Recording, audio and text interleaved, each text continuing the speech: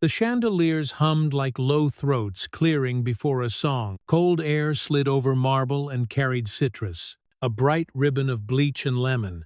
Light fractured across the check-in counter in clean panes that made the lobby look like it knew the difference between money and mercy. Aisha took the glass doors without a hitch. Black t-shirt, fitted jeans, sneakers soft on stone. She moved the way divers cross water, measured and spare, because certain rooms make you ration oxygen the minute you enter and dare you to need more than they're willing to give. Reservation for Carter, she said. No lean, no smile, no apology queued up under breath. She set an ID and a black card on the granite, as if anchoring the conversation to a surface that couldn't be argued with, no matter who thought they owned it. Gregory Vance didn't touch them right away.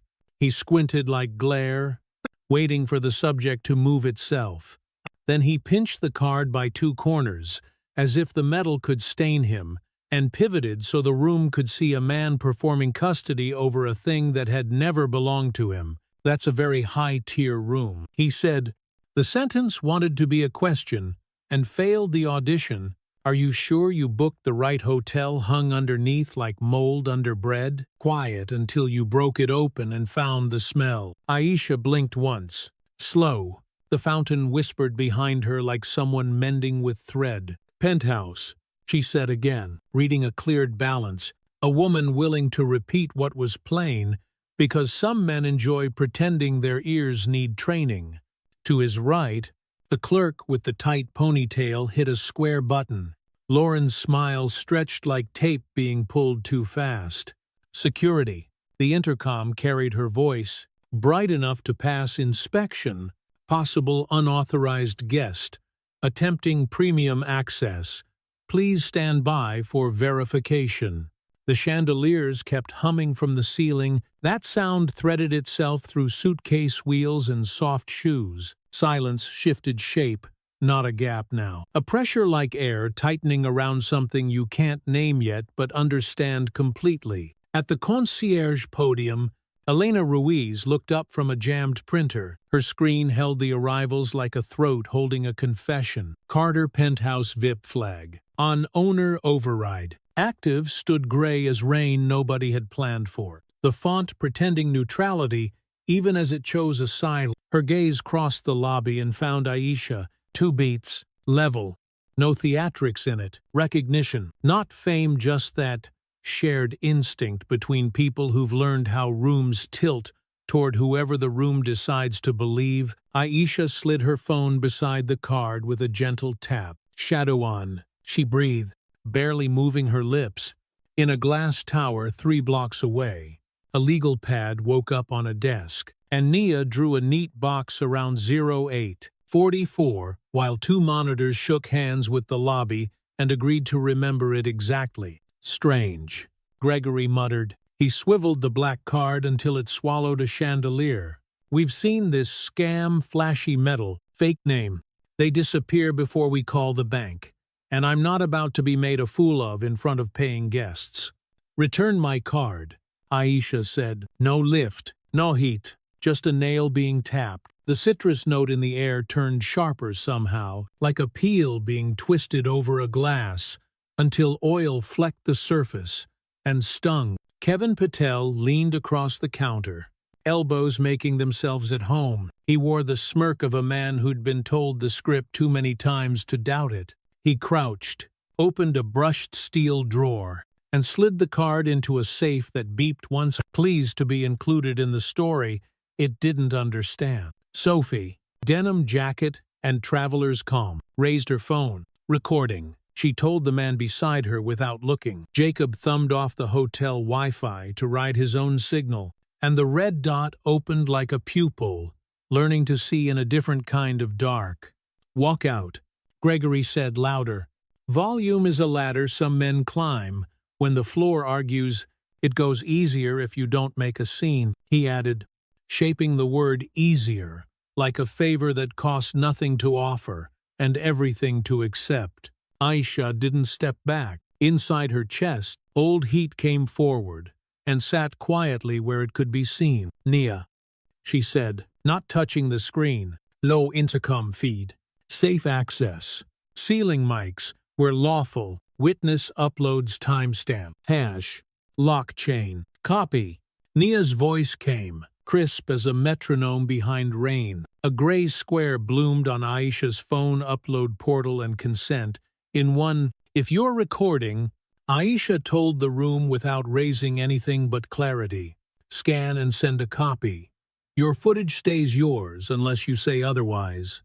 A woman with a floral scarf moved first. She lifted her device with the steadiness of someone co-signing a truth. A man in a navy suit followed like a juror, who'd rather not be in court but knows the duty will sit in his ribs if he dodges it now. Lauren rounded the counter, heels clicking a little too certain. She reached for Aisha's sleeve. A tiny grab disguised as helpful. Fabric hissed under her fingers. 50 phones trapped the sound like it was proof of something everyone had been trying not to hear all morning. "Don't," Elena said. She stepped in without looking for permission. "Hands off guests," she added. And the sentence floated at a height where policy and conscience could both read it without squinting. "You want your job?" Lauren whispered. Her smile cracked and clattered to the tile. "Step back," she said. And even she looked surprised at the way her voice favored the word back like an inheritance she wasn't proud of receiving. Elena didn't move. Her eyes flicked to the screen only she could see and returned to the living room of faces. "Reservations valid," she announced. "Volume even, not loud, to the way you read names at a ceremony so nobody is missed and nobody claims you were showing off." "Return my card," Aisha said again. Kevin rotated the safe key between finger and thumb. He lifted the intercom mic and let his voice ride the ceiling. "All staff fraud alert, do not engage," he said, and the syllables echoed in glass until even he seemed to hear what they sounded like against marble. The hum of the chandeliers changed key at the midpoint. Something in the room tilted subtle, ankle deep, undeniable. A young woman rolled her suitcase 2 inches so it became a soft barricade at Aisha's hip, and a man unplugged his charger, coil in his palm. A quiet decision standing where it could be counted. 2 security officers stepped from a side corridor. Navy blazers, careful. No photography permitted in lobby spaces. The older read from laminated plastic. "Please desist," he added. The phrase, landing like a coin on carpet, audible. Not heavy, deciding nothing. "Private property open to the public," Aisha said, turning just enough to include him. "Restrictions require posted notice and uniform enforcement." She let her gaze drift to the doors and back again, then set the last nail. "Attempt to seize devices converts this into a safety incident subject to discovery." The card didn't have a back with answers. The officer folded it along a crease, worn thin by other days. He glanced at his partner and quietly chose not to become the plot. "Call the police," Gregory said, grasping at the last process left. Aisha's mouth made something that wasn't a smile. "Please do," she said, and for a second, his eyes measured not the law, but the angle of every camera, trained on a man about to pick a side of history he'd have to rent for the rest of his life. Would anyone like proof? Aisha asked the lobby itself. No badge, no sheaf of contracts, just patience with teeth. Elena answered from the podium like a bell being struck. "Carter, penthouse, VIP flag on, owner, level override active," she said, reading weather out loud. "That could be fake," Gregory snapped. He clung to doubt, as if it were a lever that still worked. "You really think someone hacked your system and brought 200 witnesses?" Sophie said, flat as a field in winter, and the laugh that followed wasn't cruel so much as honest about what it had just survived. Kevin's smirk thinned until it looked like a paper cut. He glanced at the safe as if steel could defend him. The brushed door stared back, handsome and dumb, a mirror for men who mistake objects agreeing with them for a sign of wisdom. The older guard's radio hissed once, "Bored." The fountain kept stitching water into the room's hem. Somewhere a child coughed, tiny and polite, and every adult held still like the sound had drawn a chalk circle. No one wanted to step out of first. Security. Gregory tried again. Smaller. Escort. Escort her out, he said, and the word escort sounded like someone had dressed a shove in a suit. The guard shook his head almost imperceptibly. Without posted signage, and with recording ongoing, recommend management resolution, he murmured, and invented a spine his training had forgotten to include. Aisha placed her palm flat on the stone and let the contact be a claim. "Return my card," she said, last time before something else began. The citrus in the air edged to bitter, like peel burned for a drink and left to cool while everyone watched a different fire. Gregory leaned forward until the counter had to hold him up. "You're wasting everyone's time," he said for the third time, smaller than the first. "Time spent on repair is never wasted," Aisha answered, her voice a level kept with a carpenter's eye, and for a breath the lobby believed there might be a blueprint under all this glare. The chandeliers gathered their hum for a pre-climax breath. It felt like a long note waiting for the next chord. Phones rose a half-inch higher, not as weapons, as mirrors, ready to show the room what it was and what it had decided to do about that. "Mark it," Aisha said softly. "Time stamped," Nia answered into a room she couldn't smell or see. Somewhere a pen clicked, and the sound traveled farther than the lamplight, farther than the citrus, all the way to the place in the body that keeps the story honest when the day tries to forget. "Last chance," Aisha told Kevin. He didn't touch the safe again. He looked at Gregory and found no ground there either. Just a man discovering that volume can't stand in for truth when marble and witnesses refuse to applaud. The fountain whispered. The air held. The hum steadied like a motor deciding not to die. The lobby learned a new stillness and practiced it together. And for one long beat, you could hear nothing but systems remembering how to record, a room trying to decide if it would finally live up to the cost of its own light. The chandeliers kept their low, steady hum, like throats deciding not to speak yet. Air conditioning threaded cool fingers across the marble and lifted citrus from the lobby's skin. Somewhere, a suitcase wheel snagged on a grout line and clicked twice, then learned the floor. Gregory lifted his chin as if that raised the counter. "Last warning," he said, tasting the words to see if they still worked. He angled his body to the line, offering a performance of order to strangers who'd already learned where the order actually stood. Aisha cooled her breath through her nose. Her fingers rested on the granite, not in claim, in calibration. "Return the card," she said. The sentence fitted like a carpenter's level across a house everyone assumed was straight. Kevin didn't look at her. He twirled the safe key with a teenager's confidence and a bouncer's grin. He enjoyed the beep so much he made it twice, like a microwave announcing a bad idea that still smelled like victory. Elena's screen held its gray truth. Carter Penthouse VIP. On owner override. Active didn't care about feelings. She felt her thumb find the tiny scratch on the podium and rub it as if a map were etched there. A route past the reflex to make herself smaller. "Evidence," Aisha asked the room. She angled the upload code a degree toward the bodies nearest her. Phones drifted up from pockets. Old seismographs waking to record a pressure they knew before it had a name. The older security officer folded his laminated card again. Softer this time, his radio hissed once, bored with posturing. He looked at Aisha's face and then at the signless doors, and found a position that sounded like policy but felt like common sense.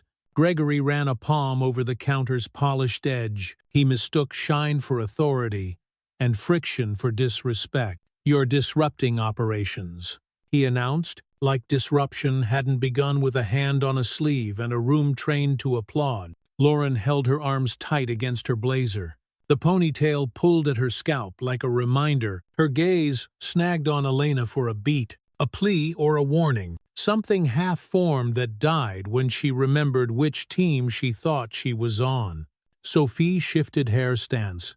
Denim brushed denim, soft rasp under the chandelier's breath. You're live to about 800. She told no one in particular, and the number hung there like a light. Someone forgot to dim. Jacob kept back near the ficus. He framed his shot to hold faces, and the safes brushed steel like two opinions in a jury box. Every time he lowered the phone to rest his wrist, the red dot drew him up again. The way a heartbeat draws you whether or not you asked it to. Please step away from the desk, the guard said. His tone was a hand offered, not a shove. He watched for shoulders going stiff, watched the tiny flares at the edges of people, where announcements land and friction starts talking.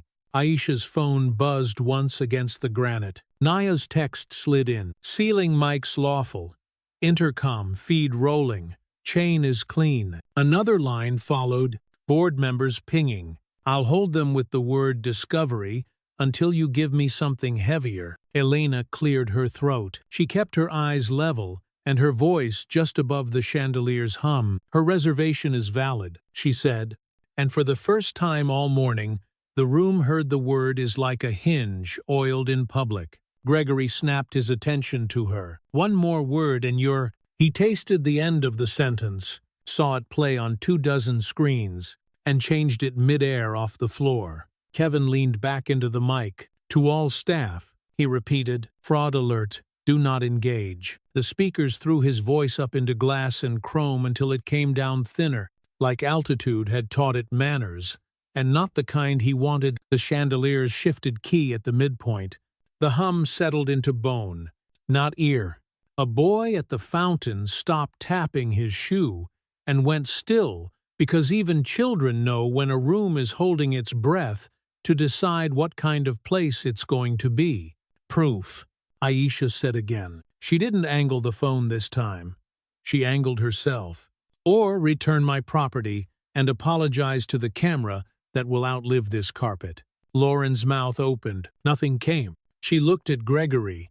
The way people look at a door they've used so often, they're surprised when it stops being there. Owner override can't be faked, Elena said. She didn't push. She placed the fact down where shoe leather could scuff it. Dual auth.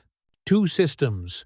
Audit trail, she added, and the words sat plain as tools on a workbench, waiting for the right hands. Anyone can make a convincing card, Gregory said. His shirt collar found his neck a little tighter than it had felt at 8 a.m. He checked the older guard's face for the usual nod, and found a mirror instead. Names, please, Aisha said to the security officers. Without turning away from the desk, she wanted syllables that would show up on paperwork in ink, not air. The older one answered Kate's, and the younger Ramos, and you could see the lobby file their letters alongside the citrus and the cold. Aisha slid her ID a fraction closer to the ledge. The plastic clicked softly against stone. Scan it, she said, like an instructor. And Kevin's hand hovered over the scanner, as if the light might accuse him personally. The scanner chirped green. It had the cheer of a machine that doesn't understand what it has just decided. Kevin didn't smile this time. He swallowed left, then right, a throat making room for a new sentence. Call the police. Gregory tried again. He found the words smaller than last time, like air thinned in a pressurized cabin. Please do, Aisha said, and because she didn't add anything else, the lobby heard all the things that sentence contained without needing subtitles. Silence thickened around the fountain. Water stitched itself into the room with needle precision, pulling edges together. On the far wall, a framed black and white photograph caught light on its glass and held a ghost of movement, a woman standing still, a lobby learning. The older guard lowered his radio. We can take statements, he offered, a compromise in a blazer. He didn't reach for anyone's wrist. He didn't decide the story belonged to his hands. Gregory's fingers whitened against the edge of the counter. He turned to the line like a pastor whose text has gone missing mid-sermon. Ladies and gentlemen, we apologize for this disruption, he began, and a woman with a stroller lifted her chin and repositioned the wheels 1 inch closer to Aisha. Sophie drifted near the concierge podium.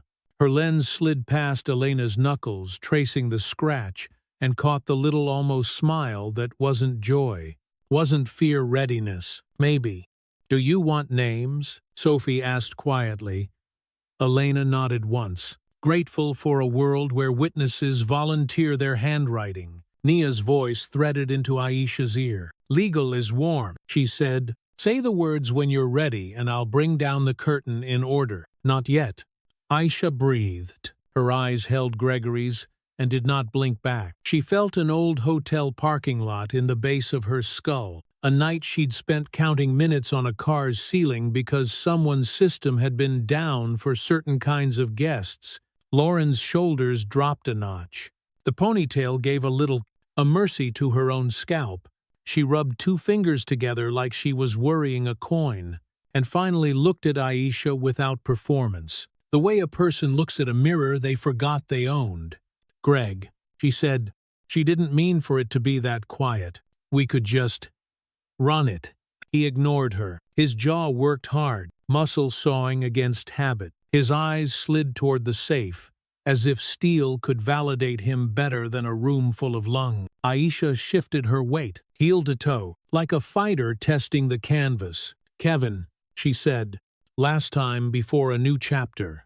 "Open the safe." She let the chandeliers fill the beat that followed, the hum turning into a metronome that even stubborn men can hear if they want to stay on rhythm. Kevin didn't move. The red intercom light stared back like a small, unhelpful sun. He glanced at Kate's, at Lauren, at the upload square glowing soft and patient on the black glass, and kept his hands where everyone could see them. "Mark," Aisha said. "Lingba. 47. 59. Nia answered, drawing the colon with extra care, as if a straight line could hold the day together by itself. Paper rasped under pen, a sound that belonged in churches and courtrooms, and here the room took a pre-climax breath. The fountain stitched, the air stilled, the chandeliers hummed like a throat about to choose a note and, by choosing, make the song inevitable. Gregory exhaled hard through his nose. "You're wasting," he started. A man duct-taped to an old phrase, "Time spent on repair is investment," Aisha said, and the sentence landed so square. The counter seemed proud to hold it. A woman in a floral scarf stepped until her suitcase brushed Aisha's calf. "Don't touch her," she told the desk. Not loud. A line written in steady ink. Her hand shook just once, small as the tremor that comes after you put a heavy thing down and realize it was your own silence. Kate's angled his shoulders between bodies, so breath didn't stack in the wrong places. Ramos watched the edges, where things break first. They both understood they were guarding a decision, not a person, and that they were late to the job. Aisha tapped her phone and brought up the gray square again. The glow kissed the underlip of the counter. Faint and unequivocal. "If you recorded hands on a guest," she said, "we'll need your copy." And a teenager by the fountain nodded, without looking up from the meticulous world inside his cracked screen. "Enough," Gregory said. The word didn't arrive the way it had left him. It came back smaller, carrying the weight of 50 ears refusing to help it. "Say the words," Nia whispered. Aisha let her eyes pass over Elena. Over the scratch on the podium, Elena kept touching like a talisman. Over the safe door's dumb sheen. She held the hum one more beat, because endings have to share a room with beginnings if you want them to count. "Suspension pending investigation," Aisha said, a sentence built to outlive furniture. Her voice never rose. The chandeliers carried it anyway, humming as if they recognized the tune from a time before marble and brandex learned to imitate grace. The chandeliers changed key like a throat, choosing a note. Cool air pushed across the marble and lifted lemon from the seams. Phones made a light rustle. A dry rain of cases shifting in nervous hands as the room waited to learn who owned its next minute. "Suspension pending investigation," Aisha said. She didn't raise her voice. She gave it clean edges. "You will step away from guest contact. You will not access systems, and you will not handle patron property until this is resolved in order." Nia's reply landed in her ear with metronome/calm. "Logged." Policy 5-3 referenced. Carla is ready. Somewhere up the street, a printer woke and warm, and a queue of forms slid forward like teeth, finding alignment after too many nights clenched. Names for the record, Aisha said. She kept her palm flat to the granite. Heat steady. Gregory Vance, Lauren Hayes, Kevin Patel. She read, and the syllables moved into the air, the way a filing cabinet accepts a tab that will be hard to misplace later. That's not how this works, Gregory said. His smile tried to chew the sentence into charm and choke. You don't walk in here and read policy like scripture. Aisha didn't blink. It's how it works today. She nodded once toward the officers. A small transfer of weight, observe, not escalate, then looked at the safe, as if steel could be educated by example. Lauren tightened her arms across her blazer. Her ponytail tugged at her scalp like a reminder she could ignore only briefly. What does suspended mean? She asked, despite herself, and the question made a hollow cup between her ribs that everyone could hear as it filled. Amber, Nia said. Badges will shift to amber. She added, pen touching paper. Terms read, access curtailed.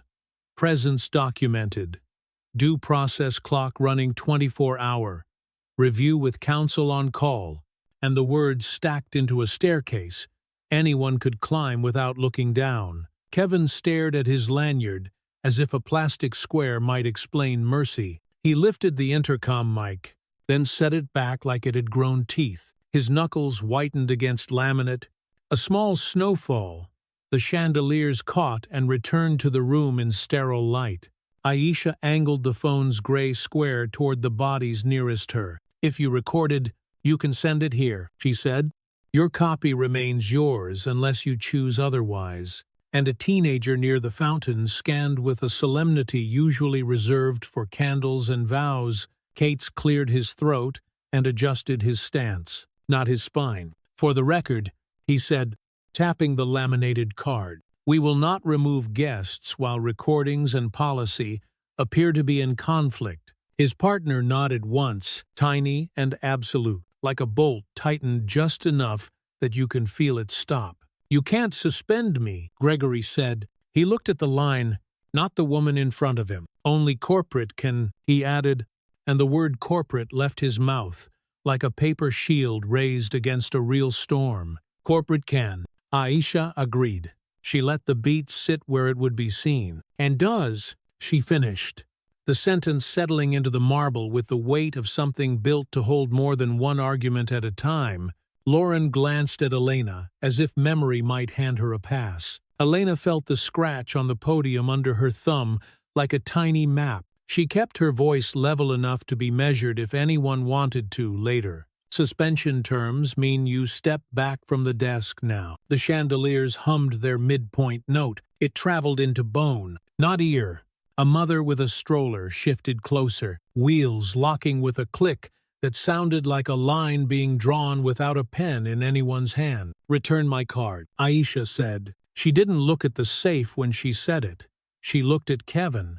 Or your user profile goes dark this afternoon and stays that way across Horizon Properties. She added, and the promise found its chair in the room and sat. Kevin swallowed so hard, his throat clicked. Greg, he started, small, teen undercoach. Gregory cut him off with a look practiced enough to pass for control until you noticed the sweat glinting at his hairline under chandelier light. You do that. I call the cops. Gregory said. He pivoted his shoulders toward the line like a man asking a jury to love him. Sir, ma'am, he added to no one specific. You're witnessing a hostile act against staff. And the sentence came back to him thinner than when it left. Hostile is a hand on a guest, Sophie said. She didn't look up from her lens. She kept the shot honest. Hostile is a safe full of someone else's property, she added, and a dry half-smile tugged her mouth. Also hostile, lemon polish on sensible shoes. A chuckle cracked the stillness, then died, grateful for release.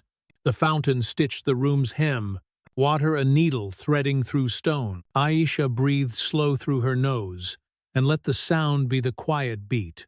a good fight uses to aim. Read the terms, she told Nia. Carla's voice slid in. A scalpel wrapped in linen. Suspension for cause under 5.3. No guest contact. No system access. No property handling. Comply pending investigation. Non-compliance escalates to 5.7, and the lobby, which had learned to distrust announcements, believed the tone anyway. Amber bloomed on 3 badges, soft as caution, lights across a fogged highway. Kevin flinched at the color like it stung. Lauren stared at hers as if somewhere inside it, a smaller Lauren might be knocking on a door she hadn't known she could open from the hinge side. Gregory kept his smile, but it had the pallor of a room service egg under a lid too long. "This is illegal," he said. The word hung. The chandeliers offered it back unimpressed, and Kate's pen made a neat note that looked suspiciously like a yawn. Aisha nodded toward the officers without taking her eyes off the counter. "Escort them behind the line," she said. "They may retrieve personal items. They may not touch the safe, the intercom, or guest documents." And the room listened to the ands stacked like handrails down a staircase. Elena left the podium and took 2 steps into the lobby's center. She placed herself where the air moved like it belonged to her. "If you need water, the lounge has it," she told waiting guests, "and if you have a complaint you filed before, we'll take it again and resolve it within 2 days. Within 48 hours. Aisha Ichoed." So the number would attach to the air. She set her phone down as if time could rest while it did its work. The gray square kept glowing, patient. Like a tiny window the room could lean through if it needed to see itself from the outside. Kevin's fingers hovered above the safe door, then curled into a fist without touching. "Greg?" he asked. Smaller. Gregory lifted his chin like a periscope that had forgotten which horizon to trust. "Back of house," Kate said gently. "Please," he added. Because sometimes manners are heavier than force, he angled his body to make the path wider, and the temperature drop less noticeable, and the 3 amber lights moved, because people do when the room refuses to hold their pose. Lauren looked at Aisha once, her mouth shaped something like "I'm" and closed. She found the service corridor by memory, not sight, and went as if gravity had been flipped under her shoes. Gregory paused at the intercom and glanced at the red light as if it might bless him. He reached, then remembered Amber, and let his hand fall with a soft slap that made 2 strangers wince in the same rhythm. He stepped past the ficus and the fountain's whispering needle, past Elena's steady shoulder, into a hallway that smelled like soap and cardboard and endings.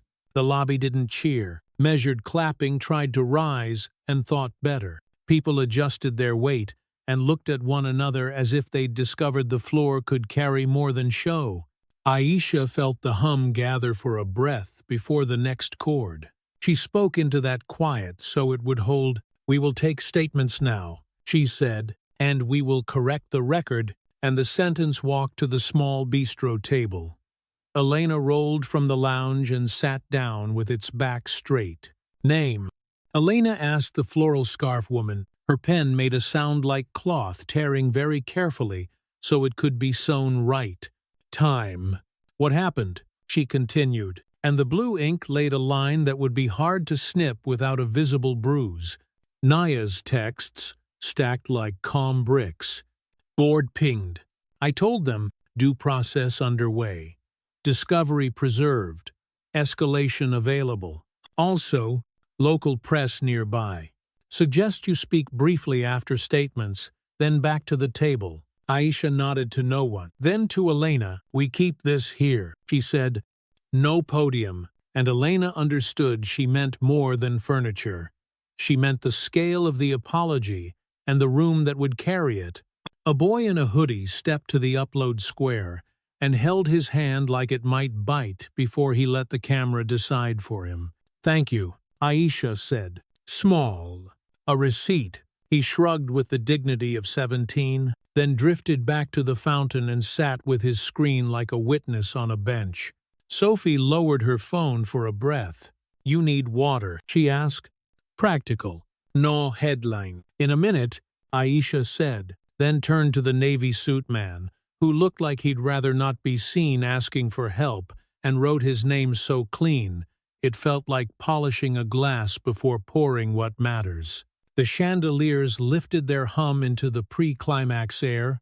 It sounded like a motor choosing to keep running, because hands had finally learned the rhythm of repair.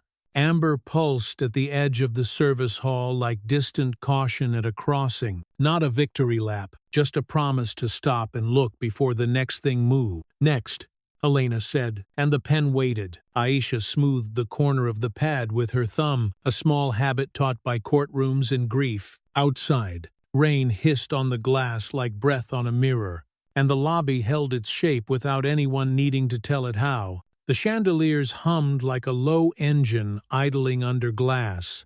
Cool air combed the marble and lifted a ribbon of lemon from the seams.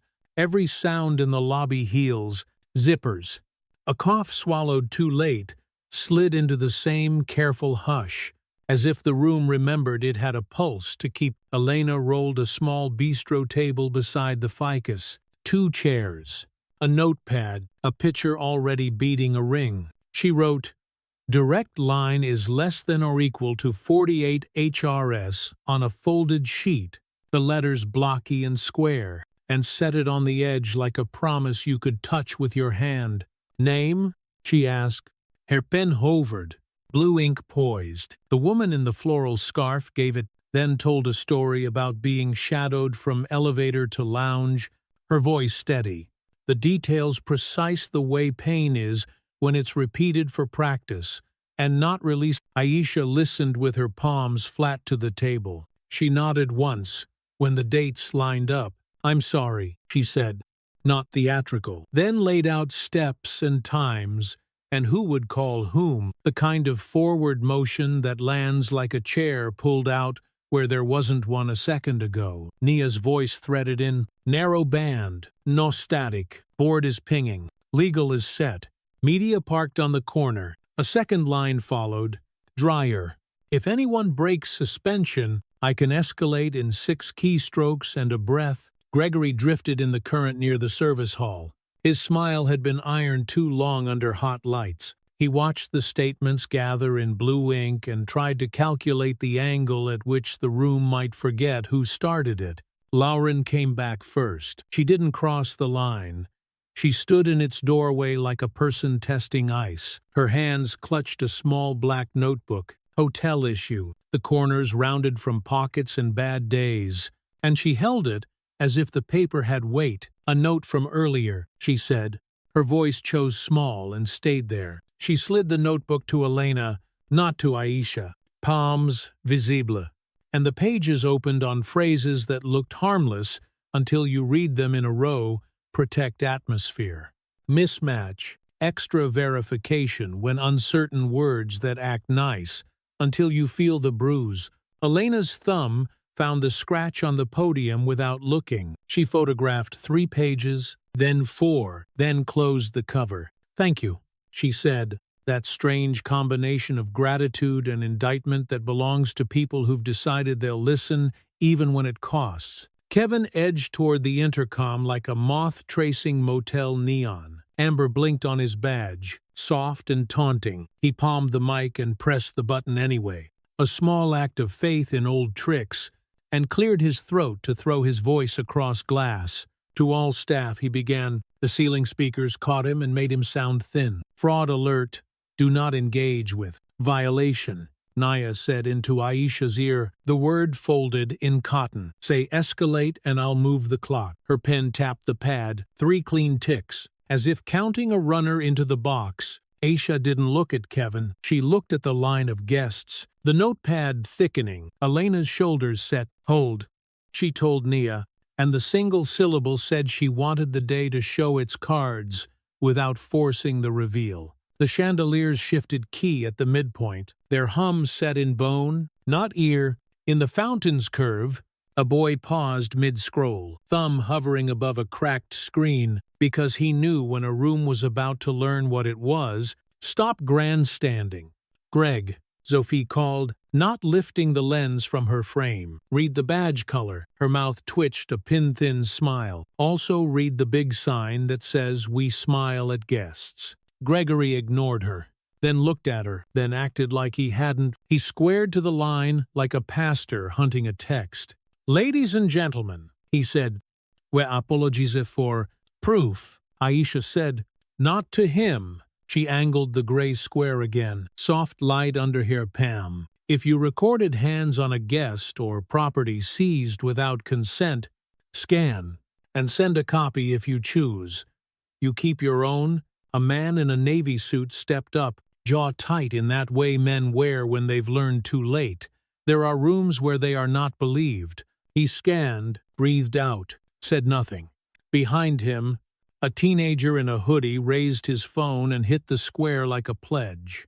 Lauren flinched at the soft chime of files arriving. She looked at her badge like it might learn a new color if she asked nicely. Her hand lifted a fraction toward Aisha, fell, lifted again, then stayed where everyone could see it empty. "Greg," she said. The name had no corners left. "She's in the system." As she stopped, memory jammed between two teeth. The way a word you're not supposed to say on stage parks itself in your mouth and dares you. Elena said it for her. "Owner level override," she read.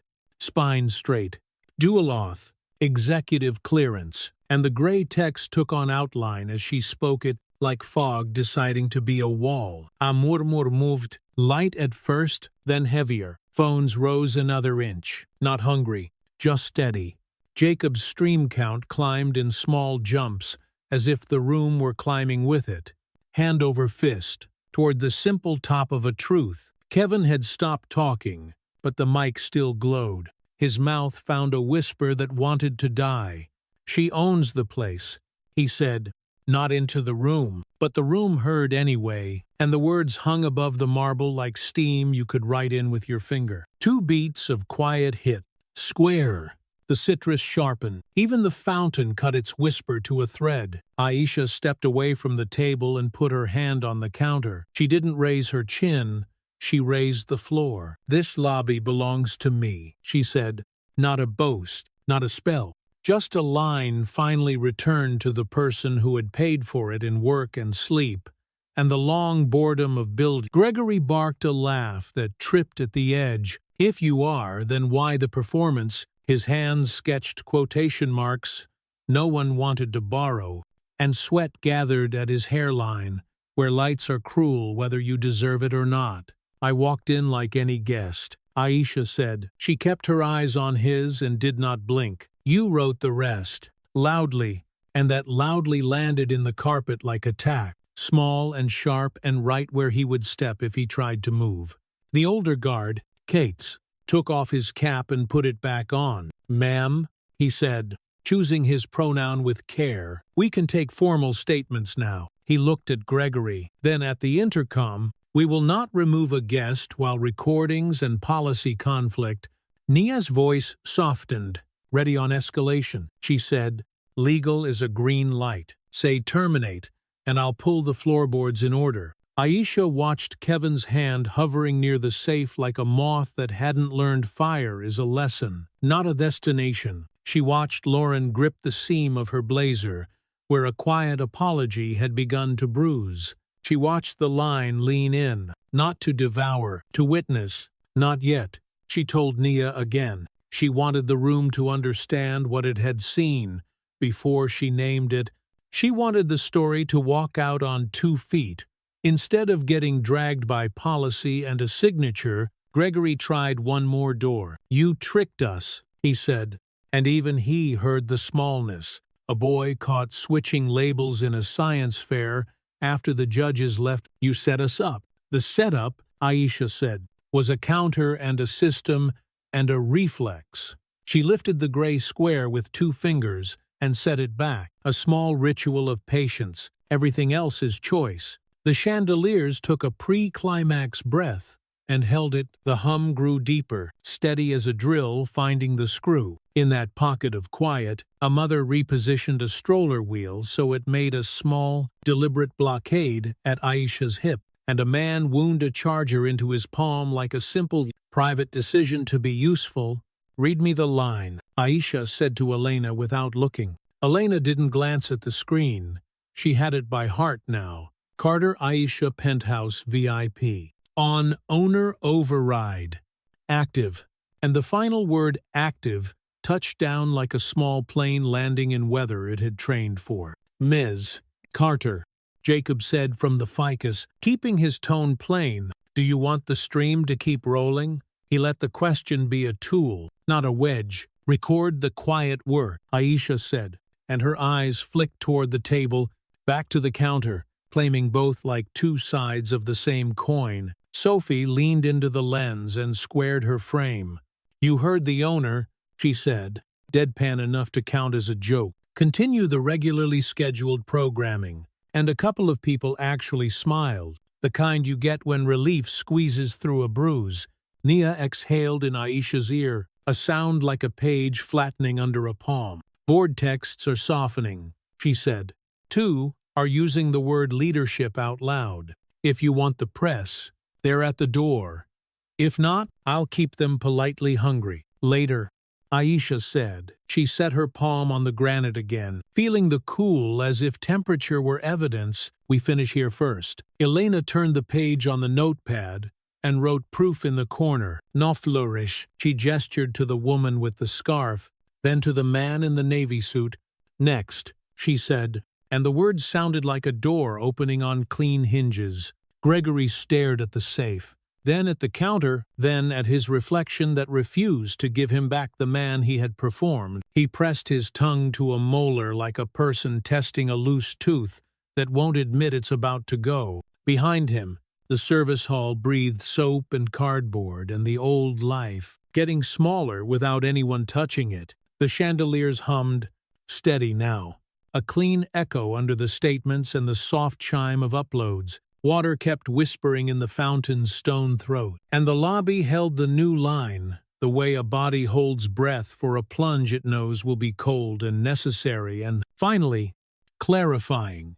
The chandeliers hummed like a held breath no one wanted to own. Cold air moved along the marble, lifting lemon and the faint iron of wet city coats. On the bistro table, condensation crawled from the pitcher in a perfect ring. The kind of quiet geometry that makes noise seem rude. Elena flipped to a fresh page. Blue ink waited between her fingers. Name? She asked the next guest. And the pen began its careful work, lines forming a spine, where a room had lacked one. Gregory hovered near the mouth of the service hall. His smile hung like a painting knocked crooked by a slammed door. He tracked the notepad, the faces, the phones, counting angles, recalculating a future that refused to land where he'd parked it. Naya's voice came in clean on Ice-Has line. Legal's hot. Press outside. Bored texting in fragments. She said the next part without drama. If there's refusal or interference, we're clear to escalate. I've got timestamps and custody in order. 2 signatures deep. Aisha kept her palm on the granite. She felt the stones cold steadying her pulse. Last request, she said to Kevin, eyes level. Open the safe and return my card. Then step behind the line, and we'll let due process do what it's for. Kevin rolled the key, but didn't turn it. Amber pulsed on his badge, a small warning light. Under expensive glass, he looked to Gregory, caught the flick of chin that meant keep posing, and gripped the counter like a rail on a boat that had finally realized it was moving. Sophie eased closer to the concierge. Her lens slid across Elena's knuckles, and the tiny scratch she kept rubbing. That notebook, what is it? She murmured. Volume for human ears, not the stream. And Elena answered without lifting her eyes. Meetings. Phrases. The parts people pretend are about tone, The older security officer reset his stance. Cates breathed once and let his shoulders drop into the right height. For the record, he said to the room, no removal. While policy conflicts with signage and recordings exist, and the laminated card stayed folded in his fist like a habit being overwritten, Lauren stepped out from the hall. the way someone steps out of a storm cellar into odd sunlight. Her notebook looked heavier now. I logged 3 complaints last month that got closed with no action, she said, and winced at her own voice, which sounded like it was remembering how to walk. Gregory pivoted hard. "You don't speak for this property," he told her. The sentence tried to fit like it used to, and slipped, and the silence, after it had corners. A man in a navy suit touched the upload square. He didn't perform. He contributed. "Clip of the grab," he said, and the chime that followed had a clean brightness that didn't ask to be liked. Aisha nodded once receipt. Not applause. "Thank you," she said, and the words landed with the weight of something that would be there tomorrow morning. Behind her, the fountain kept sewing thread through stone as if mending takes the same motion no matter what you call the hole. Gregory reached for the intercom by muscle memory. His hand hovered, and then retreated like a man who'd learned the stove is hot the old way. He smoothed the counter instead, and turned to the line with a thin smile that belonged to a different decade. "Ladies and gentlemen," he tried, "we regret any." Jacob's lens slid over and caught his face square. "Correction," Jacob said, flat as weather. "We're recording accountability." And the line behind him adjusted their weight like a jury who'd already voted, but still wanted to see the closing arguments. Midway through, the chandeliers hummed again. Lower. Communal. Not personal. The sound settled into the bones of the room like a rule everyone had written together. A mother in a peacoat rolled her stroller 2 inches until the wheel touched Aisha's calf and stayed there. A small barricade that felt like a promise. Nia's voice clipped back in, "Board wants a status. Tell them due process is running and interference will trigger termination under 5 to 7, Aisha said, and she didn't raise anything but clarity. Lauren's thumb worried the notebook's corner. "Greg," she said, softer than anyone expected, "we were told to protect the atmosphere." And she swallowed. Michael used that phrase. He said verify extra when uncertain, and we all knew what that meant even when we pretended we didn't. Sophie's mouth bent into a small, dry line. "Uncertain is a big word for something this simple," she said, "like calling a shove curation.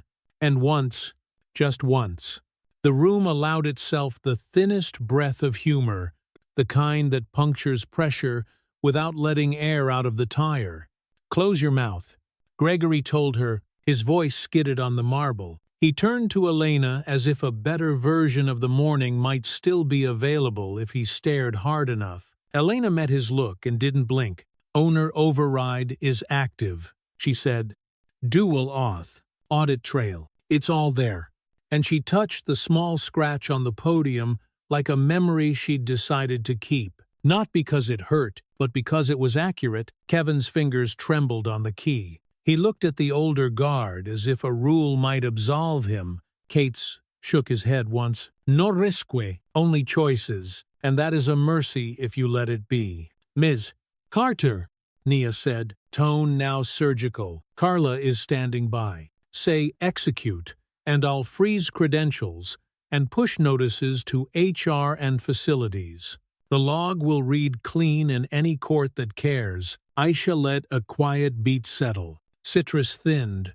Coffee rose from the lounge, stale and warm. On the black and white photo near the doors, her reflection floated over a picture of strangers pretending a room was neutral, and she decided again not to live inside pretense. "Kevin," she said, "last invitation. Open the safe." His knuckles went white and stayed. Gregory shifted, chin high, eyes bright, the way eyes get when cornered men try to invent a back exit with posture. Aisha raised her phone a half-inch. "Nia," she said, "execute." Her breath didn't hitch.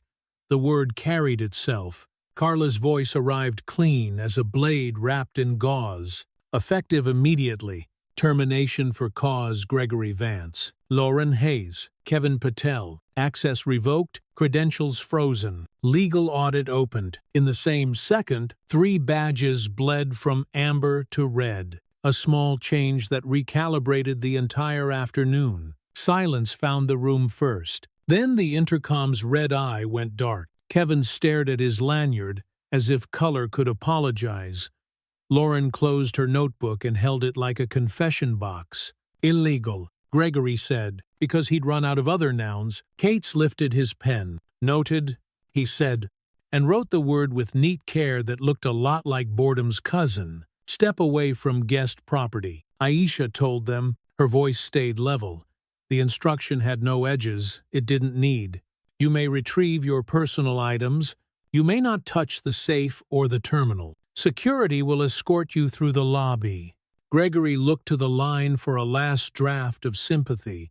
It didn't come. The man in the navy suit adjusted his tie in a way that meant, I see you, and I am finished pretending I don't. Elena moved behind the counter with steady hand. Owner Override recognized her code like a door recognizing a new name. The safe clicked, the brushed face side open, and the black card rested inside. Ordinary metal that had never asked to carry anyone's character.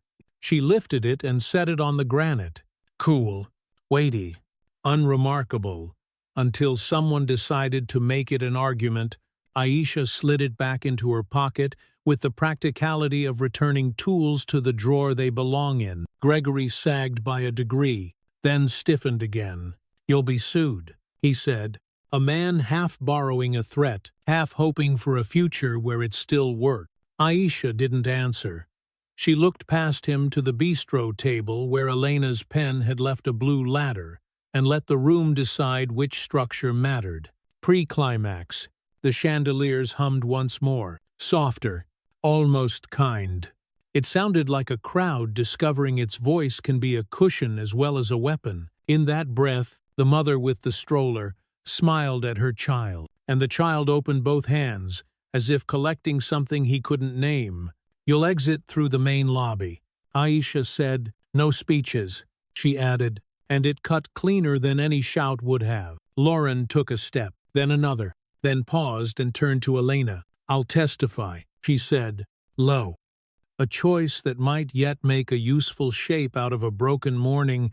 They walked. No theatrics, no applause. Only the soft hiss of rubber wheels on entry mats and the public weight of consequence carried through a bright room with glass for walls and an expensive talent for echo. Aisha faced the guests, not the doors. We're taking statements, she said. 48 hours for response. If you've been ignored, you won't be. And people believed her because the room already had. Nia's text landed like a small stone on still water. Bored listening. One wants to talk optics. Another says, this is leadership. Ender read. A second line, press at the door if you want them. Otherwise, I'll keep them hungry and accurate. Later.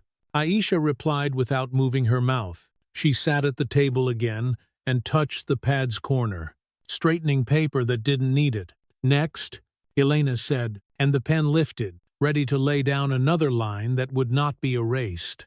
By the doors, Gregory glanced back once as if the lobby might forgive him for old habit. It didn't.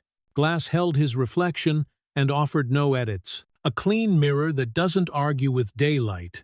The chandeliers hummed a last time as they crossed out. Not triumphant, not cruel. It sounded like a rule settling into place, personal, no longer, not yet abstract. Something living where people do. Water whispered in the fountain. Lemon threaded the air. And the room kept its shape without anyone needing to force it. Which is how you know it finally learned what it's for. The chandeliers held a low hum. Steady as a motor, you forget until the room goes quiet. Air moved cool along the marble and lifted lemon from the seams like a thin ribbon of light. Coffee from the lounge drifted in, stale and sweet, and the fountain's whisper stitched the edges together as if keeping the lobby from coming apart. Aisha kept the table where it was. No podium, no riser, just 2 chairs and a legal pad that had learned to take punches. Elena changed out the half-warm pitcher and wiped the ring with a folded napkin, her thumb catching the tiny scratch on the podium on instinct, the way you touch a scar to remind yourself what you survived. Bored wants her, Nia said in Aisha's ear. She stood near the ficus. 2 phones and a pen that never clicked. 2 are asking for measured response. 1 says, "Do nothing until the acquisition closes." "Put them through here," Aisha said. She didn't stand. She flattened her palm on paper that waited. "Speaker," she added, and the lobby learned the word could be an invitation rather than a weapon. Voices entered like a hive, trying to remember its shape. The chair led with metrics, and what volatility the market could bear. "We have a vote in 48 hours, he said, and the words vote and hours clinked together like cutlery in an empty sink. Aisha watched Elena sign and date a complaint with a blue stroke that didn't shake. "Then say this clearly," Aisha said. "Tone level. We're pausing the acquisition, independent audit. All properties, open complaint lines that bypass management, public numbers, restitution where harm was done. You're blowing up guidance." Another director said, breath fogged a phone somewhere far away and did not dare to be seen. "There's 80 million in synergies. This will look like panic." Aisha looked at the safe, now closed. Then the counter that had learned to hold more than shine, looking good is cheap. She said, "I'll cover penalties personally, strip my bonus. Dock my comp. Take it from my carry if you need to. Just don't ask me to scale rot." Silence held for a beat, useful and exact. The chair exhaled through his nose. A small, human sound that didn't know it was Mike. "Draft the delay," he said finally, "and send an audit plan before end of day." And the call ended not with ceremony, but with the soft click of a room, choosing which way to lean. Elena set down the pen and stretched her fingers. "Next," she told the navy suit man in a voice that stayed in the bones. Sophie poured water into paper cups like communion, the kind you drink after a verdict, and before the statement, Lauren hovered at the service hall, then stepped into the light like someone climbing stairs they built themselves. She held the little black notebook with both hands, the corners worn round by years of pocket friction. "I logged phrases," she said to Elena, not to Aisha, "from briefings with regional words we pretended were about courtesy." Elena opened to a page in the middle. Her eyes dragged across lines like a magnet, finding filings. "Protect atmosphere, extra verification when uncertain, curate guest mix." The polite words looked clean until you felt the bruise underneath. Nia took 3 photographs, no flash, no rush.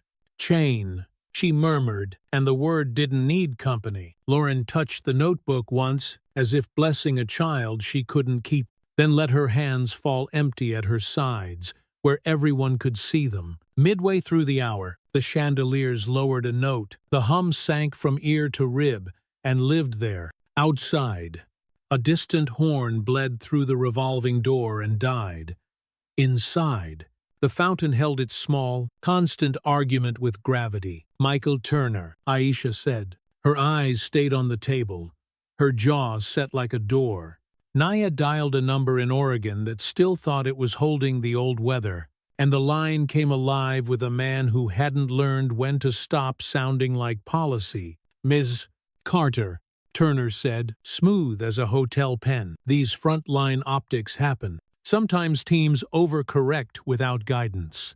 He chuckled, a padded sound. "Protecting a brand's guest mix isn't sin. It's curation." "You're on speaker," Aisha said, and in the lobby, she didn't add with witnesses, the room supplied it. He didn't hesitate. "We never put this in writing," Turner said, pleasantly proud of the cleverness. "You say fit. You say profile. You coach for vigilance. Don't let high-tier rooms turn into bus depots." Elena didn't look up. Her pen kept moving. Block letters with square shoulders. Sophie lowered her phone a fraction. A strange mercy for a man, careful enough to avoid paper, but careless enough to perform for glass. "Michael," The chair's voice cut in on the call, chilled. End the conversation. Turner laughed once, quick as a match. You can't pretend, and then the line closed like a door that had finally remembered how to lock. Cates took off his cap, rubbed the brim, put it back on. You want me to note that? He asked. A man who had learned the difference between use and spectacle. Note. Former regional acknowledged the coaching language, Aisha said, and Cates's pen made the word acknowledged look like a nail-set flush. Aisha sat forward, elbows on wood, fingers laced. Short statement, she said to Nia. Here, not the steps. And she stood where her hand had polished the table's edge with the day's heat. Press clustered in the plaza, lenses fogging from mist when doors opened. Red tally lights blinked like small warnings in a storm. Aisha didn't climb anything. She moved half a step, enough that the lobby would carry her voice without asking marble to pretend. We failed, she said. Not just this hour. Whenever policy let bias put on a uniform, we're pausing an acquisition, we're hiring an independent firm for audits, we're opening direct lines, we'll publish numbers, we'll pay where we owe, and I'm giving up my bonus to fund it. A reporter tried to make it a game of strength. Are you sacrificing growth to look good?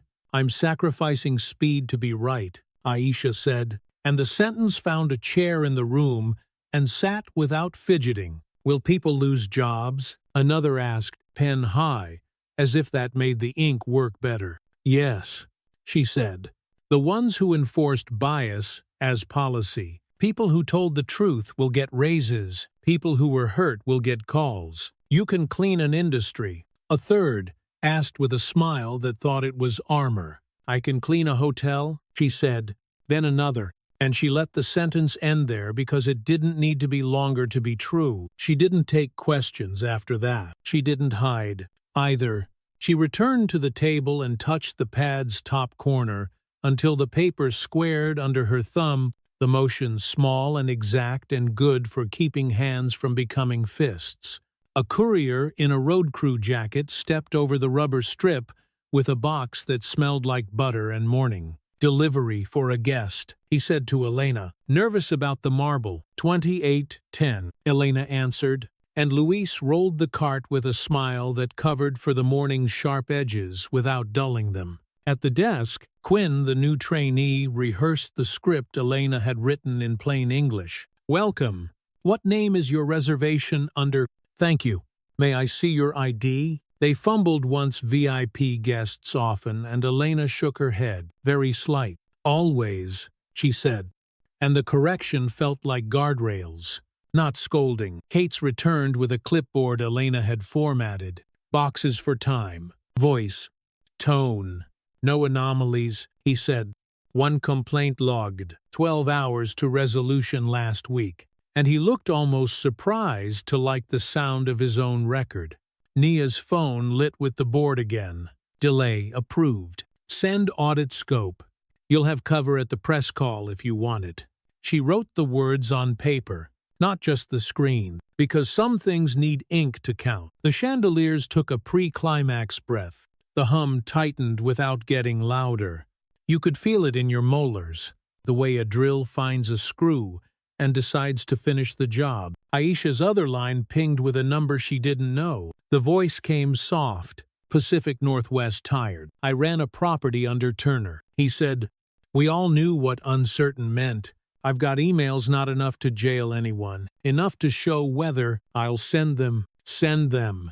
Aisha said, we'll build the roof. And for a second, she let herself think of rain as something other than a problem to be managed. Sophie set a cup by the direct line sign. Drink, she said. Practical. Aisha sipped and tasted paper and old coffee and water that had learned the pipes too well, then set the cup down half full. A small truce with a day that wasn't finished using her voice. Next, Elena said, and a woman with travel hair, tucked behind her ear, stepped forward and spoke her name like a password. The pen moved again. Blue ink gathered into facts, which is how you start when you refuse to start with feelings. Outside. The press lights turned away like moons changing orbit. Inside, the lobby settled into its new gait, neither sprint nor stall. The lemons stayed in the air, thinner now, braided with wool and city, and something faint and warm like a bakery opening in a neighborhood that didn't think it could have one. At the edge of the table, Aisha opened a fresh page and wrote Horizon Forward Scope on the top line in her own hand. Audits, training, restitution, promotion paths, with veto power for an equity panel that could actually stop a hire, not slogans, measurements that could embarrass anyone who tried to ignore them. The chandeliers hummed one last time, softer, not satisfied so much as resolved. The fountain kept whispering, water threading stone with patience nothing else could fake. On the counter, the card sat for a moment under Aisha's palm cool, unremarkable metal, before she slipped it into her pocket and looked at the room that had decided to learn itself out loud. The chandeliers hummed like a long engine under glass. Night pressed its face to the doors and left a fog of breath. Lemon rode the air thinner now, braided with coffee, gone sweet, and the wet wool of coats shaking themselves dry. Elena stacked fresh forms at the direct line table. Blue ink waited. Cap off, a dark eye watching. Her thumb found the small scratch on the podium and rested there. As if touching a compass seam calmed the needle, Nia's phone lit her cheekbone with cold light. New clips trending, she said. A cut-up of the safe and the escort, 30 seconds shaved to make cruelty look like theater and consequence look like vanity. Aisha didn't move from the counter. She rolled the corner of a card receipt flat, then let it go. What's the claim? She asked, voice low enough that Marble needed to lean in. CEO humiliates working-class staff for clout. Nia read. Her mouth thinned. Hashtags unoriginal. Reach isn't. Turner's voice showed up on a late-night stream saying, owner override breeds tyranny. 1. The fountain whispered through the noise, water-threaded stone like someone mending a tear you could only see when you bent close. Outside, the red of a brake light washed the floor and went, release the full chain. Aisha said, intercom logs, time marks, policy citations. She let her palms settle on the granite until the cold taught her pulse a slower shape. That's discovery. Nyavarnt. We'll need to scrub faces, clear consents. Blur a child at the fountain. She made notes with a pen that didn't click, because some rooms have earned silence. Scrub and publish. Aisha said, if they want context, we'll drown them in it. She added, and the line carried a small wryness. We'll also serve water. We're generous like that. Elena's laugh was a thin sheet of relief. She poured 2 paper cups and pushed one across without looking. Drink, she said, and the order arrived as kindness. A city inspector in a navy windbreaker crossed the mat and paused. Boot soles, steaming, clipboard, badge. The particular fatigue of a man who had already visited 5 kitchens and will remember only the 6th anonymous complaint. He said, privacy violations, occupancy, signage. Kate's angled toward him with a nod. Evening. Mr. Kfun. 2 locals recognizing weather and deciding not to exaggerate it. We'll cooperate, Aisha said. No citer of devices, she added, almost gentle. Everything on paper, nothing by threat. We can close the desk for the night. Kwan read the room the way pros do through shoulders. Not speeches. Voluntary closure drops the fine, he said. You'll comp guests? We'll rebook to our partner downtown and cover it, Aisha said. She touched the pad with one finger, a small promise making its own signature. Elena. Run manual outreach, no broadcast. No cold script. The chandeliers hummed lower, approving nothing, witnessing everything. Quinn stepped to the line with a clipboard and a face that had learned to hold bad news without flinching. Welcome. We're moving you tonight. We'll carry your bags and your temper, they said. and managed a tired smile that earned one back. Midway through the hour, the hum stopped, just stopped. The lobby exhaled into a dull dark as the generators caught their breath somewhere behind the bones of the building. Silence hit like a soft wall. Phones lit. Small islands. Steam rose from the paper cups. Ghosts deciding whether to leave. Aisha stood still. Her pupils widened. The marble cooled under her palm. In the hush, the fountain's whisper sharpened until it sounded less like water and more like a pencil in a classroom where no one wants to be the first to write. Emergency lights thudded on, warm as a bad memory. Exit signs blinked back to steady. The chandeliers stayed dark for a beat longer, as if considering whether to return to the work of being beautiful and loud at the same time. Power dip, Ramos said. To no one and everyone. Back on grid in 10. He shifted his weight, so his body offered a path without announcing itself as a wall. Elena held the scratch with her thumb and counted to 5. She began calling upstairs rooms by hand, in the way she'd seen her mother do a decade ago, when a storm took the lights and all the guests turned into voices. Good evening. It's Elena from the desk. We're relocating you, and I'm sorry it's late. Quan walked the perimeter with a flashlight, not hunting violations so much as keeping the dark from getting ideas. Your signage is cleaner than mine, he said. Dry. We'll need the camera policy printed by morning. Already drafting, Naya said. She texted policy. Record permitted in public areas. Sign at entry. Uniform enforcement. And sent it to a printer that chirped deep in the service hall like a bird inside a wall. The chandeliers returned to hum at the midpoint, not triumphant. Alive. Light fell back into its geometry. The citrus in the air loosened a notch, admitting wool and fatigue and the metallic thread of rain. Turner's on radio, Naya said quietly. She played 6 words from a stream curate clientele. Protect brand. Owner overreach then killed the clip before the cadence could stain the room. Aisha's mouth pressed thin. Let him talk, she said. We'll publish numbers. The sacrifice came in receipts. Aisha scrawled comp notes, one after another, while Luis ferried bags, and Quinn spoke names like handrails. 200 rooms rebooked.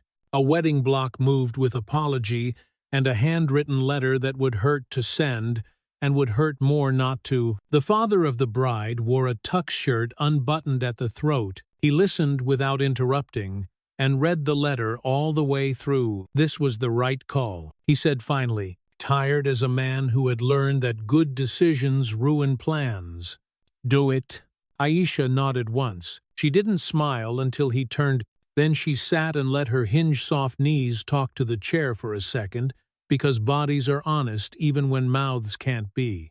Nia's other line vibrated. Investor out, she said, pulling a tranche we didn't need yesterday, and can't replace by morning if we keep the audit on schedule. How much? Aisha asked. 2 properties worth of runway, Nia said. She pressed a knuckle into her own palm. A pressure point, making order where none existed.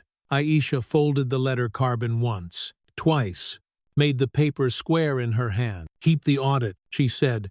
We'll sell a property, she added. And it sounded like deciding to break a bone clean so it could set right. Elena lifted her eyes. You sure? She wasn't asking about money. She was asking about weather, and whether you stand in it until your coat stops being a coat and starts being a weight. Yes, Aisha said. Pick one that looks fine on paper and feels wrong in the lobby. And Elena's mouth made a small shape, like agreement earned through proof. Quan signed his last box. Voluntary closure log. No fines, he said.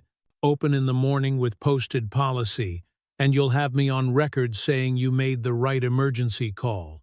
Thank you, Aisha said. He waved it off like a man flicking rain from a sleeve. I like rooms that learn out loud, he said, and left the smell of damp nylon and road dust behind. Sophie leaned her shoulder to a column and took the weight off one foot. Stream's bored, she said.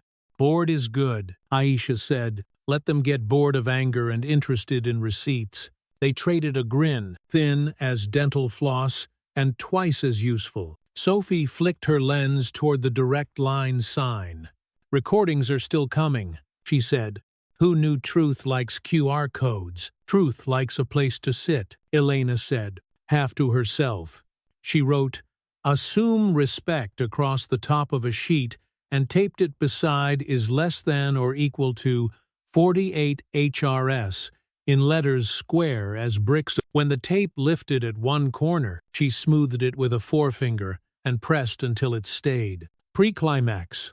The lobby went still. No clatter. No zippers. No cough. Only the soft rasp of pen on paper and the low animal sound of a building settling into its own weight. Aisha stood in that hush, the way you stand near water at night, and let it decide whether it wants to talk. She slid the black card into her pocket and felt it's cool, like a coin you don't need to spend to know it's real. Her phone buzzed once. She didn't look. "Training starts at 6, she told Elena. "Role play. Policy. Lines you can say when your mouth wants to shake. Bring coffee that doesn't taste like the lobby's memory of coffee." "That's asking a lot," Elena said. "Ambition keeps us warm," Aisha said, and Elena huffed a laugh that made Quinn look up and smile without knowing why. Outside, a bus sighed and pulled away from the curb. Inside, Quan's signature dried. Blue and square, Kate stood under a chandelier and put his hat back on. As if the hum approved, Aisha took the direct line chair and opened a new page, "Horizon Forward." She wrote, then underlined once, "Scope, audits, restitution, training, publish weekly." No slogans. The scratch under Elena's thumb felt less like damage now, more like a notch on a doorframe where you mark height. She lifted her hand and let it hover, then took it away. The room held without it. The chandeliers hummed one last time for the night. The sound landed in bone, then in floor, then in the thin paper cups, a quarter full of water that tasted clean, because somebody had chosen the trouble to make it so. Elena capped the pen. Aisha slid the letter into an envelope. The fountain kept whispering, the only kind of promise you can hold it to. Work. Recorded. Repeated. In the light, the chandeliers woke first, humming like a low engine under milk light. Dawn pushed through the glass and laid pale bands on the marble. Lemon hung thin in the air, braided with the honest smell of hot coffee and a night that hadn't slept all the way. Chairs formed a horseshoe in the lobby. No podium, no risers. Elena stood with a stack of blank name tags and a pen that left square blue letters. "Role play, then policy," she said, and her thumb found the tiny scratch on the podium as if touching a compass seam kept the needle from lying. Quinn played a guest with a late arrival. Hoodie up, eyes tired. Luis played the desk. Polite. Uniform. Not differential. "Welcome. What name is your reservation under?" "Thank you. May I see your ID?" Each line like a guardrail that kept both sides out of the ditch. "Always." Elena reminded when someone said often. She walked the carpet as if measuring the room for shoes and courage. "Uniform enforcement protects the guest. And you?" she added, and let the sentence hang until the floor agreed to carry it. Nia set a portable speaker on a side table and scrolled, "New policy signage," she said, tilting a laminated sheet into the light. "Recording permitted in public areas. Restrictions posted at entry. Uniform enforcement. No serif flourish. No brand tone. Just letters a tired person could believe." Quan came back with a clipboard and a windbreaker that still smelled of rain.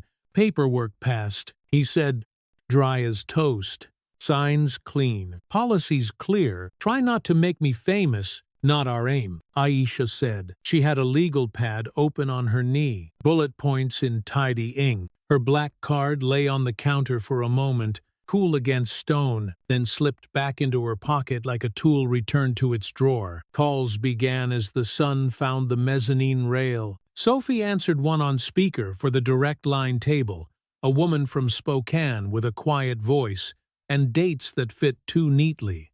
Elena wrote as she listened. Time, tone, what the desk said, what the body did when the mouth pretended to be policy. Numbers hit Nia's screen and stacked like bricks. Complaints reopened. Ibaisha R. Interim resolutions. Sanchujo. Training sessions scheduled. Wushitsi. She exported a clean chart and taped it beside the sign with blue painter's tape that wouldn't scar the wall when the world changed again. Mid-morning. The chandeliers shifted key, a hum settling deeper into bone. Nia's second phone buzzed with a number that didn't save itself. A man's voice came low and careful. Name's Ryan. Portland. I ran a property under Turner. We all knew what uncertain meant. I've got internal emails, nothing that gets a man locked up, enough to show weather. Send them, Aisha said. Her pen stopped moving but didn't leave the page. We'll build a roof, she added, and meant shelter and proof in the same breath. The emails arrived in neat PDF stacks, subject lines about atmosphere, directives wrapped in the quilted language of curation. Elena read while standing, shoulders squared. Extra verification when uncertain. Brand mix. Courtesy for our core. She placed each phrase on the table as if setting down objects recovered from a river. Slippery. Recognizable. Finally named. Nia looped in Carla and legal. Task force. Carla said, voice wrapped in linen. Reinstate where we wronged. Settle where we can't undo. Review terminations under Turner for bias. Publish the count. Hide nothing. Punish where proved. This will cost, a board member texted, the square of his speech. Formal and thin. Aisha typed back, my bonus first, then my carry, then anything we don't need that looks like we needed it. There was a pause, and then, approved. Draft public language. The word approved landed like a shovel in earth that wanted to be moved. At noon, the first reinstatement call went out from the lobby. Elena dialed, Aisha beside her. Sophie leaning against a column like a witness who knows when to be quiet. Ms. Patel, Elena said, voice steady. We let you go last year, after you reported an incident at check-in. That was wrong. We're reinstating you with back pay if you want it, and a different boss if you come back. Silence on the line, then breath, then a clipped laugh that wasn't joy. Do you actually need me? Miss Patel asked, or do you need a headline? We need you, Elena said, if you want us, and waited with her hand on the scratch in the wood as if holding a small bridge steady. By 3, the public dashboard went live. Numbers, not slogans, reopened complaints, training completion rates, demographic breakdowns of promotions, the new equity panel veto column that would kill a candidate even if a starched resume begged for mercy. Press gathered again in the plaza, lenses blinking like small red insects. Aisha didn't step outside. She spoke from the horseshoe of chairs while the chandeliers hummed overhead and the glass carried her voice where it needed to go. We paused an acquisition, she said. We're conducting independent audits across every property and we're publishing the numbers weekly. We'll reinstate staff who were pushed out for telling the truth. We'll pay where we injured. We'll invite guests who were ignored to help write the fix. Optics, someone said through the glass, sharp as a coin. Receipts, Aisha answered, and Nia pinned the word to the dashboard header like a flag that didn't need wind to make its point. Afternoon turned the lobby gold at the edges. A group of housekeepers sat at the horseshoe in crisp uniforms, and the quiet power of people who could run the place without anyone's permission. Elena ran the training again, this time with scenarios they'd brought: Ada, room bait and switch, cash deposit policy, the invisible queue. Someone always seems to skip. Do we have to smile? A woman asked, eyes on her hands. Smile if it's yours, Elena said. Respect is the policy. The rest is personal, and the woman nodded as if putting a heavy plate on a shelf where it fit. Near 5. Carla walked in with a manila folder that smelled lightly of toner and decision. Settlement templates, she said, laying them down like tiles. Clear language. No, non disparagement. We make amends. We don't purchase quiet. Aisha signed one document that wasn't paper. Property sale mid-tier. Profitable. Paying off by a feeling that had been easy to ignore before the day taught everyone a better use for discomfort. She initialed, dated, and felt the loss move through her forearm like a slow, clean bruise. The chandeliers took a pre-climax breath and held it. Night leaned in, and the lobby lamps came up in warm pools that made faces look honest. Aisha stood with her hand flat on the counter and let the room decide if it wanted a speech or a plan. It chose the latter. First Friday panel starts in an hour. Nia said, guests only. Frontline staff invited. No executives on the dais unless requested. Her eyes flicked at Aisha like a question she already knew the answer to. I'll sit in back, Aisha said, quietly. And the word carried more work than volume. Chairs turned toward the lounge for the panel. Sophie adjusted a mic, but left the camera on a table with a note. Recording for records, not for clicks. A mother in a floral scarf opened the night without notes. I stayed away from places like this, she said, because the rooms knew me before I spoke. A bellman from another property told a story about tone checks. A former clerk described a guest mix meeting where the phrase was said like a prayer and a threat. Kate's hat in his lap spoke 2 sentences about rules and choices and left it there. Because some truths fall apart if you carry them past their own weight. Someone laughed once, soft and sideways. When Quinn deadpanned, at least we're banning powdered creamer. Bias is one thing, betrayal is another. It broke the pressure without letting the air out of the tire. Then the room went back to work. Near the end, Elena stood with the little black notebook Lauren had given her. She read 3 lines aloud. Protect atmosphere, extra verification when uncertain, curate guest mix, and then closed it with her palm like a door. We're replacing those with 3 others, she said. Assume respect, enforce fairly, repair quickly. The panel ended with paper, not applause. People wrote names, dates, phone numbers that would answer. Nia gathered the sheets like kindling and slid them into a folder marked with a word that had learned how to carry its own weight. Action. When the lobby thinned, Lauren approached the table with her hands visible. I've contacted 2 former clerks, she said to Elena. They want to come back, if they won't have to stand beside anyone who taught them to fail. And Elena's mouth made a small shape that meant yes, in a language built from work, not from slogans. Aisha walked once around the perimeter with Kwan's earlier signature in her mind like a beacon. The black and white photo by the door caught her reflection and stacked it on older faces, a mosaic of people deciding whether rooms had to be the way they'd been built.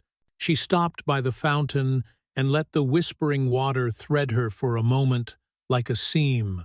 Outside, rain fine, as threads stitched the city. Inside, the dashboard refreshed at the top of the hour without fanfare. Numbers ticked, a bar crept, a line steadied no triumph, only a new habit. Before she left the horseshoe, Aisha pulled a stack of envelopes from her bag. Personal letters, some thanks, some apology, none with a PR signature. She handed 2 to Sophie. You stood when others didn't, and one to the woman with the floral scarf. Your boundary became ours. The chandeliers softened their hum until it felt less like a motor and more like breath under a blanket. Elena pressed the direct line sign flat at one corner and stepped back. The scratch beneath her thumb seemed smaller tonight, not erased, just part of a surface that could carry more weight than anyone thought it could. Aisha rested her palm on the counter one last time. Cold stone, fin le mont, the ghost warmth of a day's hands. Then she slipped the card into her pocket, turned toward the doors, and let the glass take her out into a rain that felt less like an argument and more like a promise to keep. The chandeliers hummed before the doors unlocked, a low current that made the marble feel awake. Morning slid through the glass and laid pale rectangles across the floor. Lemon rose from a fresh white, thin and clean, braided with the warm grain of toasted bread from a cart that wasn't there yesterday. Elena stood alone at the direct line table. No crowd, no press, just blue ink, square letters, and the scratch beneath her thumb, lacquered but still visible. She pressed the sign flat, "Assume respect," and watched a corner hold. Aisha came in without ceremony, black jacket over a plain shirt, the kind of clothes that don't force an answer. She touched the counter with her palm, a quiet check that the stone remembered. "How's the roof?" Elena asked. "Watertight for now," Aisha said. Her eyes moved to a framed print near the doors, the old black and white shot replaced by a new one, faces from the lobby. Not posed, caught mid-listen. Luis rolled a cart to the lounge, the wheels whispering like someone practicing apologies in another room. Quinn adjusted a name tag on a blazer that still had factory creases. "Panel atint," they said, counting chairs by twos. "Coffee that tastes like coffee by 9. That's asking a lot," Elena said. "It's the brand now." Quinn fired back, and the joke landed. A dry little release that left the air intact. A courier brought an envelope that could have been a bill, a threat, or a blessing. Aisha broke the seal with her thumbnail and scanned the first page without sitting. "Audit totals," she said. "Complaints reopened. Settlement pending. Reinstatements accepted." She didn't read numbers out loud. She rotated the page so Elena could see the columns and the footnotes about restitution triggers. At the bottom, a signature in ink that had learned not to shake. Carla's, and beside it, Quant's. Verifying the new policy's teeth, a man in a navy windbreaker hovered near the entry, hat folded in his hands. He wasn't Quan. He looked like construction boots. Tired. He stared at the print, then at the sign, then back at the print. "Can I help you?" Elena asked. He cleared his throat like it had been kept for later. "My daughter." She watched the stream. He said if the place meant it, the picture would change. "Looks like you heard her." "We heard a lot of people," Aisha said. He nodded once, not ready to give them more, and left a pencil note on the comment card. A simple thank you with a phone number he wasn't sure he wanted them to call. Mid-morning. The hum shifted under the chandeliers, not louder, deeper, like a motor that had decided to keep running. Nia stepped in from the rain with 2 phones and a folder that smelled of toner and long nights. "Turner," she said. The name landed. "Square. Closed-door committee today. He's bringing counsel. Audio from last week is authenticated. 2 former managers are ready to testify if we keep them anonymous." Aisha looked at the print again. She didn't smile. She measured something inside it, then set the idea aside like a tool not needed yet. "We don't throw a parade," she said. "We bring receipts. We stay small. We let the transcript work." Elena moved closer, a page in her hand with 3 bullet points. "Reinstatement acceptances," she said. "Stipends. Mentors. New chain of command with veto for the panel." Her thumb hovered over the scratch and didn't touch it. At 10, the panel filled the lounge housekeeping in crisp uniforms. Front desk from 3 properties. 2 guests who had returned, the woman in the floral scarf with a plain blue dress. No stage, no dice, just chairs in a circle and a mic left off. Aisha took the back row, half hidden by a ficus that had survived better mornings. The woman in the scarf spoke first. "I thought the fix would be a speech," she said. It was a table, and her hand rested on the bistro edge like the memory had weight. A bellman talked about ADA keys that never seemed to work on the first try, and what it means to stand in a hallway holding a small device like it decides who belongs. Quinn described the new script, how always had replaced often, and the relief of not having to check the kind of face before checking the ID. Elena read out 3 lines she'd written to replace the old language, then let the paper fall shut. Aisha didn't speak. She watched hands how they lifted, pressed. counted learned who crossed their ankles, and who planted feet. When someone asked what would happen to people who'd been hurt, she wrote "call personally" on a blank page and underlined it, midpoint. The glass doors hissed. Gregory stepped inside with an escort who wasn't Kate's. No badge, no blazer. An off-the-rack suit that fit like a decision made in a hurry. He didn't approach the counter. He drifted toward the print, eyes flicking quick. A man counting routes that no longer liked him. When he turned, he had a look people wear in churches, not reverent, careful, because even the air might remember. "You shouldn't be here," Nia said. "Not unkind." He nodded, acknowledging gravity. "I got the letter," he said. "Compliance interview. Possible restitution. I came to say I'll tell the truth." Elena waited for anger. Found none. "What changed?" she asked. He glanced at the panel in the lounge. "Seeing my face in 100 phones wasn't the part I couldn't live with," he said. "Hearing my voice on the speakers was." "You'll talk to legal," Aisha said. "We'll record," and the word record didn't have teeth. It had a spine. Gregory looked relieved, which surprised no one and everyone at once. He left with his hands visible. The doors breathed him out. The rain took him. The hum under the chandeliers didn't waver. Naya's phone buzzed. "Committee is starting," she said, and linked a private feed that showed a bland room with bad carpet and microphones that made everyone sound thinner. Turner sat with his counsel, jacket neat, eyes confident in the way men are when they've convinced themselves context is a shield. A former manager's audio played, voice altered a shade, but intact. "We all knew what uncertain meant." Turner smiled like a professor clarifying a term. "Curate guest experience," he said. "Protect atmosphere."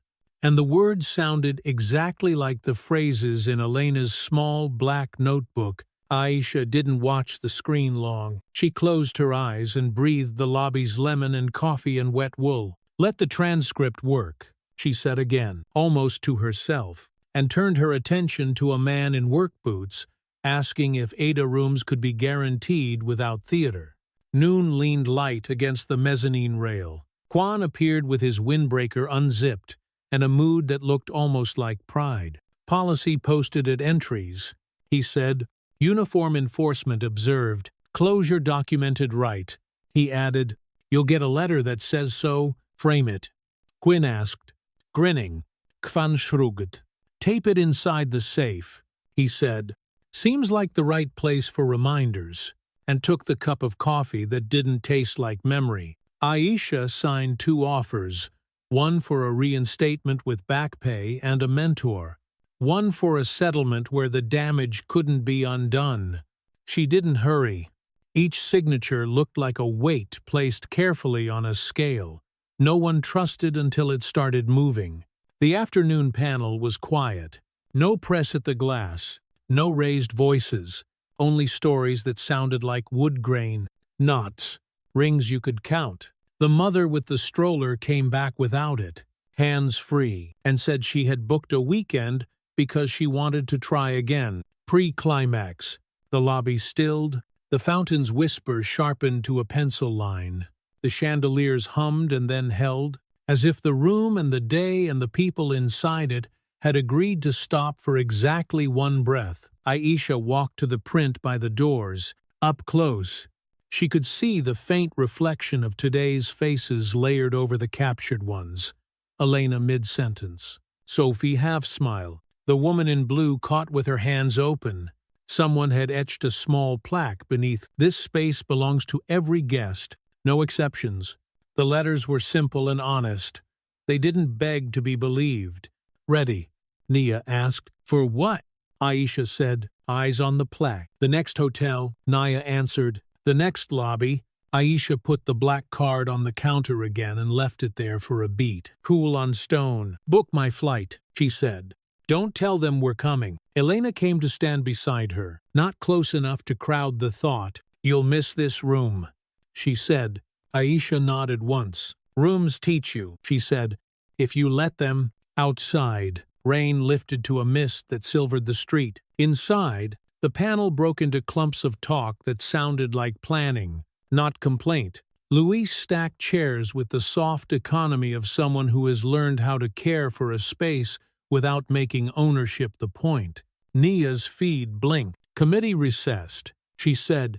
Turner's counsel asked for time, and the pause that followed had corners, edges, a shape that looked a lot like an end beginning. Elena touched the lacquered scratch with her forefinger and then took her hand away. It held without her, she smiled, small and private. The way you do when a house stops, needing you to hold it up. Aisha wrote 3 lines in her notebook. The same words Elena had taped to the table: assume respect, enforce fairly, repair quickly. She tore the page free and slid it under the safe's shelf. A quiet superstition, an instruction where it could work.